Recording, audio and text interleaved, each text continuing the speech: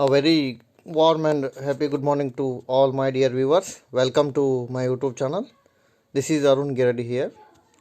So in today's class, I would like to explain about the financial markets. ಹಣಕಾಸಿನ ಮಾರುಕಟ್ಟೆ ಅಂತ ನಾವಲ್ಲಿ ಕರಿತೀವಿ. Financial market means ಹಣಕಾಸಿನ ಮಾರುಕಟ್ಟೆ. Let us discuss the meaning of financial market. Financial market, it is a place where the exchange of financial instruments takes place. This word is very important. What is that? Financial instrument. It is also called as financial assets ಅಂತ ನಾವಲ್ಲಿ ಕರಿತೀವಿ.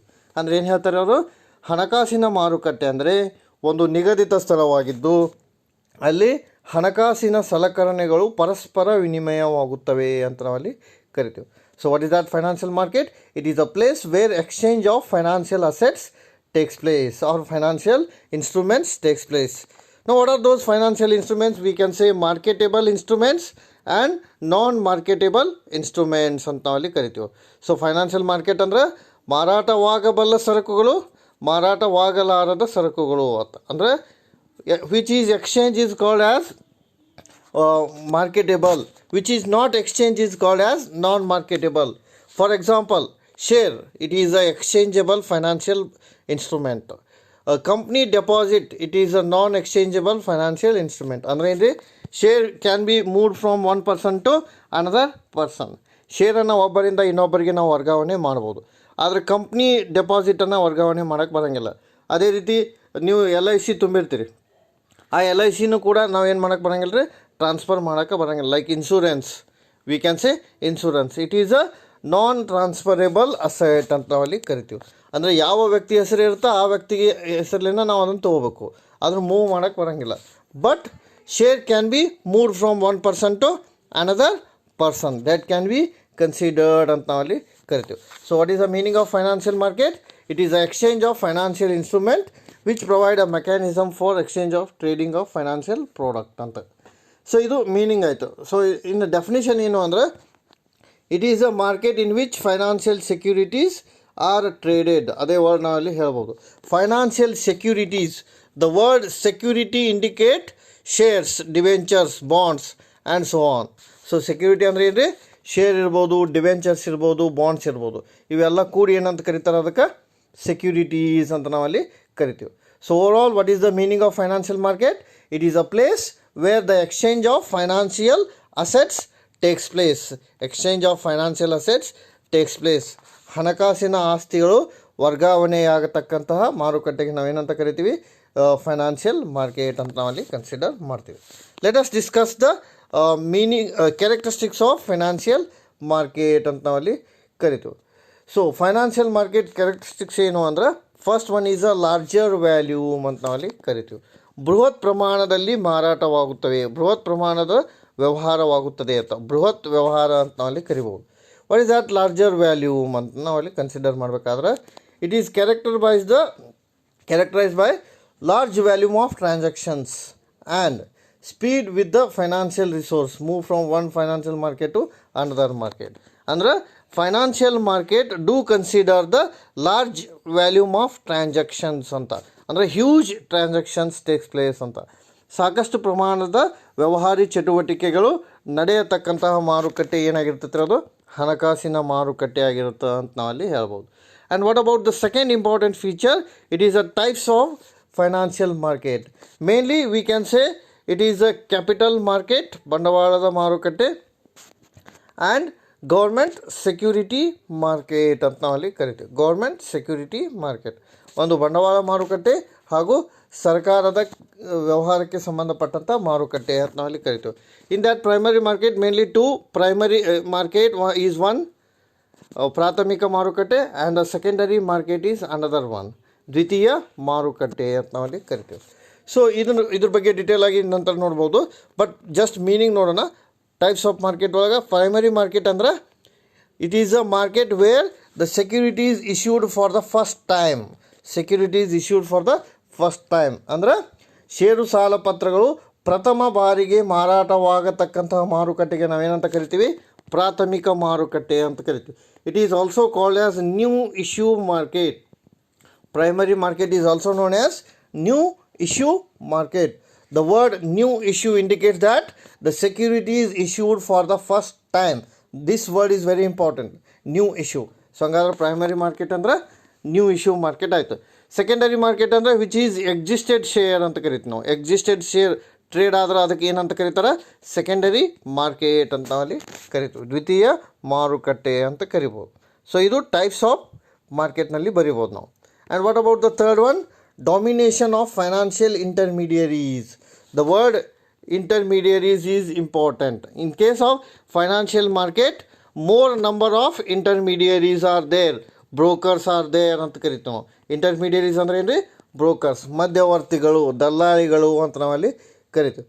ಅಂದರೆ ಹಣಕಾಸಿನ ಮಾರುಕಟ್ಟೆಯಲ್ಲಿ ಸಾಕಷ್ಟು ಪ್ರಮಾಣದಲ್ಲಿ ಮಧ್ಯವರ್ತಿಗಳು ಇರ್ತಾರೆ ಅಂತ ನಾವಲ್ಲಿ ಹೇಳ್ಬೋದು.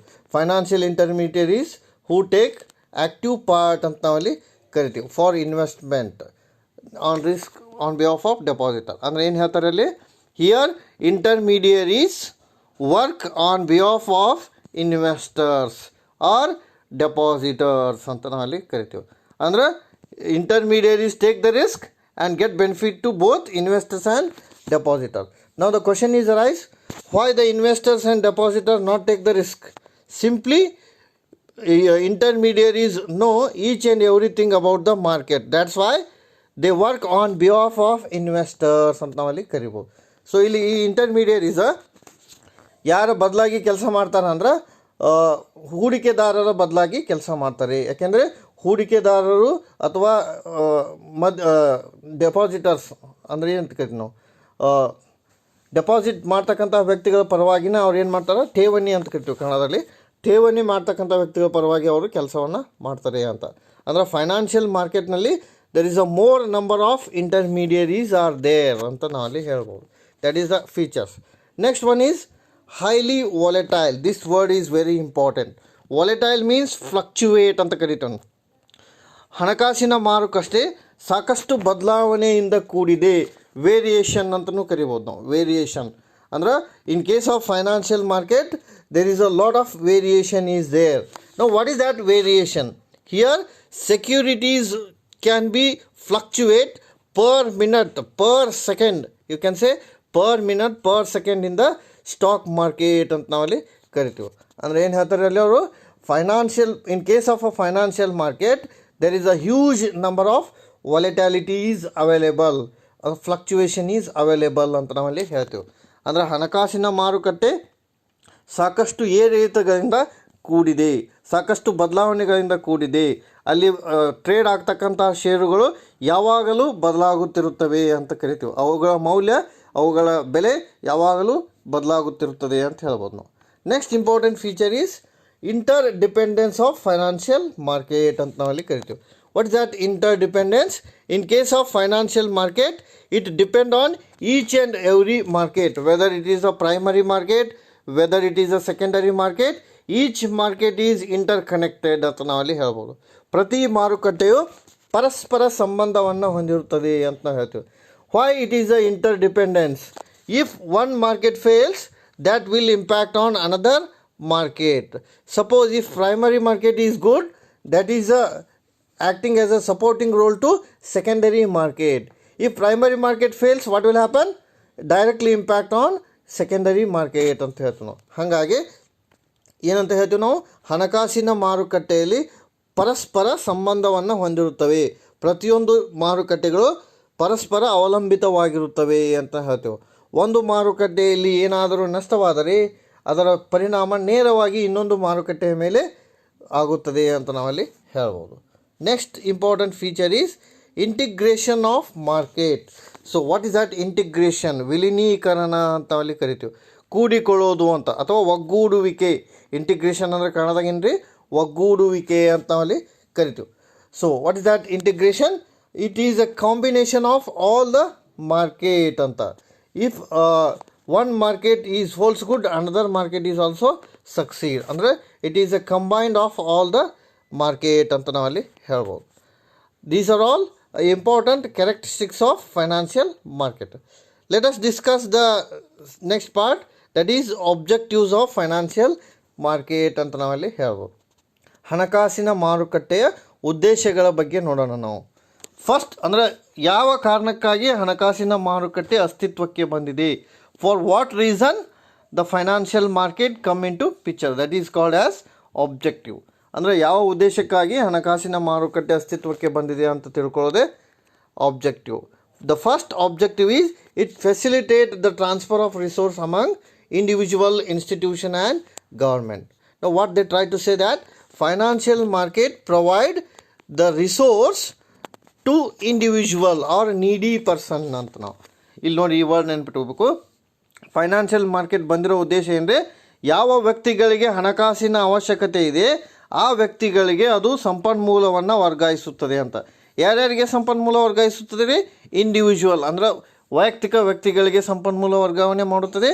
ಟು ಇನ್ಸ್ಟಿಟ್ಯೂಷನ್ ಸಂಘ ಸಂಸ್ಥೆಗಳ ಮುಖಾಂತರ ಮಾಡುತ್ತದೆ. ಟು ಗವರ್ಮೆಂಟ್ ಸರ್ಕಾರಕ್ಕೆ ಮಾಡುತ್ತದೆ ಅಂತ ಹೇಳ್ತೀವಿ ನಾವು. ಸೊ ಹಂಗಾದ ಯಾವ ಉದ್ದೇಶಕ್ಕಾಗಿ ಬಂದೈತ್ರಿ ಹಣಕಾಸಿನ ಮಾರುಕಟ್ಟೆ? To transfer the resource to the individual person, to the institution and to the government. ಅಂದ್ರೆ ವ್ಯಕ್ತಿಗಳಿಗೆ, ಸಂಸ್ಥೆಗಳಿಗೆ ಹಾಗೂ ಸರ್ಕಾರಕ್ಕೆ ಬೇಕಾಗಿರ್ತಕ್ಕಂಥ ಹಣಕಾಸನ್ನು ಒದಗಿಸುತ್ತದೆ ಅಂತ ನಾವು ಹೇಳ್ತೀವಿ. ಲೈಕ್ ವಾಟ್, ಈಗ ಬ್ಯಾಂಕ್ನವರು ನಮಗೆ ಇಂಡಿವಿಜುವಲ್ಗೆ ಏನು ಮಾಡ್ತಾರೆ? ಲೋನನ್ನು ಪ್ರೊವೈಡ್ ಮಾಡ್ತಾರೆ. That is individual. ಆಮೇಲೆ ಟ್ರೆಜರಿ ಬಿಲ್ ಲೋನ್ ಯಾರು ಕೊಡ್ತಾರೆ? ಗೌರ್ಮೆಂಟಿಗೆ. ಯಾರು? RBI. So this is also consider as a object financial ಮಾರ್ಕೆಟ್ನಲ್ಲಿ ಬರ್ತದೆ. ಅಂದರೆ ಸರ್ಕಾರಕ್ಕೂ ಕೂಡ ಹಣಕಾಸಿನ ಅವಶ್ಯಕತೆ ಇರುತ್ತದೆ, ಅದನ್ನು ಅವರು ನೀಡನ್ನು ಫುಲ್ಫಿಲ್ ಮಾಡ್ತಾರೆ ಅಂತ ಹೇಳ್ಬೋದು ನಾವು. The next objective is to act as a intermediary between those who have a surplus fund and those who need for them ಅಂತ. ಅಂದರೆ ಇದನ್ನು ಒಂದೇ ಲೈನಲ್ಲಿ ಹೆಂಗೆ ಹೇಳ್ಬೋದು? To act as a intermediary between needy persons. Needy persons ಈ ವರ್ಡ್ನಲ್ಲಿ ನೆನ್ಪಿಟ್ಕೊ. ನೀಡಿ ಅಂದರೆ ಅವಶ್ಯಕ ವ್ಯಕ್ತಿಗಳು. Those who is having excess fund and those who is having deficit fund. So ಇವೆರಡು ವರ್ಡನ್ನು ನೆನ್ಪಿಟ್ಕೊರಿ. Those who is having excess fund and deficit fund. ಅಂದರೆ ಏನು ಹೇಳ್ತಾರೆ ಅವರು? ಯಾವ ವ್ಯಕ್ತಿಗಳ ಹತ್ತಿರ ಬಂಡವಾಳ ಹೆಚ್ಚಿದೆ, they are called as excess fund. ಅಂದರೆ ಏನು ರೀ? ಡೆಪಾಸಿಟ್ ಮಾಡ್ತಾರೆ ಅವರು. ಯಾವ ವ್ಯಕ್ತಿಗಳ ಹತ್ರ ಹಣ ಹೆಚ್ಚಿಗೆ ಇದೆ ಅವರು ಡೆಪಾಸಿಟ್ ಮಾಡ್ತಾರೆ ಬ್ಯಾಂಕ್ನಲ್ಲಿ. ಸೊ ಎಕ್ಸೆಸ್ ಆಯಿತು. ಅಥವಾ ಸರ್ಪ್ಲಸ್. ಯಾರಿಗೆ ಹಣದ ಅವಶ್ಯಕತೆ ಇದೆ ಅದು ಅವ್ರಿಗೇನಂತ ಕರೀತಾರೆ? ಡೆಫಿಸಿಟ್ ಅಂತ, ಹಣದ ಕೊರತೆ ಅಂತ ಕರಿತೀವಿ ನಾವು. ಅಂದರೆ the person who is depositing, the person who is borrowing. In simple word we can say ಡೆಪಾಸಿಟರ್ and borrower ಅಂತಲೇ ಕರಿತೀವಿ ನಾವು. ವರ್ಡ್ ಬ್ಯಾಂಕಿಂಗ್ ಲ್ಯಾಂಗ್ವೇಜ್ ಹೋಗಿ ಏನಂತ ಕರಿಬೋದು ರೀ?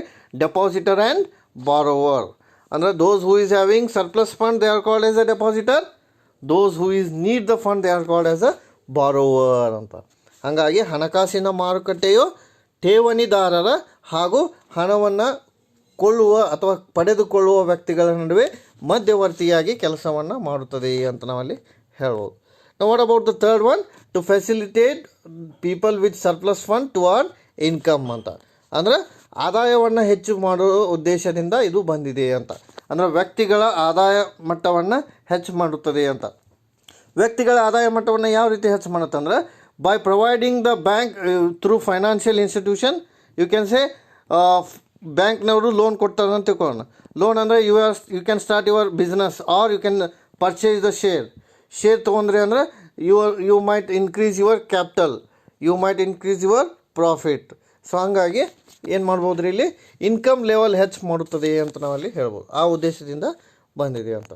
Next one is that surplus fund is use for productive purpose ಅಂತ. ಈ word ಭಾಳ ಮುಖ್ಯ. ಪ್ರೊಡಕ್ಟಿವ್ ಪರ್ಪಸ್ ಅಂದರೆ ಏನು ರೀ? ಉತ್ಪಾದನೆಗೋಸ್ಕರ ನಿರ್ವಹಣೆ ಮಾಡುತ್ತದೆ ಅಂತ. ಪ್ರೊಡಕ್ಟಿವ್ ಅಂದರೆ ಯೂಸೇಜ್, ಬೆಟರ್ ಯೂಸೇಜ್ ಅಂತ ನಾವು ವರ್ಡ್ ಯೂಸ್ ಮಾಡ್ಬೋದು ನಾವು. So why the financial market come into picture? They can use the fund in an effective manner. They can use the fund in an effective manner. So that word is very important. Effective ಅಂದರೆ ಅಂದರೆ ಪರಿಣಾಮಕಾರಿಯಾಗಿ ಹಣವನ್ನು ಅದು ಉಪಯೋಗಿಸುತ್ತದೆ ಅಂತ ನಾವಲ್ಲಿ ಕರಿಬೋದು. Productive purpose is very important. Productive ಅಂದರೆ ಅಂದರೆ ಉತ್ಪಾದನೆಗೋಸ್ಕರ ಸರಿಯಾದ ರೀತಿಯಲ್ಲಿ, ಯೋಗ್ಯ ರೀತಿಯಲ್ಲಿ ಅಂತ. Next one is it is process of capital formation. ಬಂಡವಾಳ ರಚನೆ ಮಾಡಲಿಕ್ಕೆ ಯೋಗ್ಯ ಆಗುತ್ತೆ. ಈ ಬಂಡವಾಳ ರಚನೆಗಿಂತ ಮುಂಚೆ ನಾವು ಏನು ತಿಳ್ಕೊಬೇಕ್ರಿ? Here there is a 3 word I will link: saving, investment and capital formation. Please understand these 3 word: saving, investment and capital formation. First thing is people want to save the money ಅಂದರೆ ಹಣವನ್ನು ಉಳಿತಾಯ ಮಾಡಬೇಕು ಅಂತ. ಆ ಉಳಿತಾಯ ಮಾಡಿದ ಹಣ ಏನಾಗಿ ಪರಿವರ್ತನೆ ಆಗುತ್ತದೆ? ಹೂಡಿಕೆಯಾಗಿ ಪರಿವರ್ತನೆ ಆಗುತ್ತದೆ. ಆ ಹೂಡಿಕೆಯೇ ಬಂಡವಾಳ ರಚನೆಯಾಗುತ್ತದೆ. ಕ್ಯಾಪಿಟಲ್ ಫಾರ್ಮೇಷನ್ ಅಂದರೆ ಬಂಡವಾಳ ರಚನೆ. First they try to save the money, then that saved money is going to be investment and that investment is leads to capital formation. ಅಂದ್ರೆ ಫೈನಾನ್ಷಿಯಲ್ ಮಾರ್ಕೆಟ್ ಉದ್ದೇಶ ಏನ್ರಿ? ಫಸ್ಟ್ ಸೇವಿಂಗ್ ಕ್ರಿಯೇಟ್ ಮಾಡೋದು, ನಂತರ saving ಇದ್ದದನ್ನು investment create ಮಾಡೋದು, ನಂತರ ಅದನ್ನು capital formation ಮಾಡೋದು ಅಂತ. ಸೊ ಆ ಉದ್ದೇಶಕ್ಕಾಗಿ ಬಂದಿದೆ ಅಂತ. Next objective is to provide the required information on financial asset and instruments to the concern ಅಂತ ನಾವಲ್ಲಿ ಹೇಳ್ಬೋದು.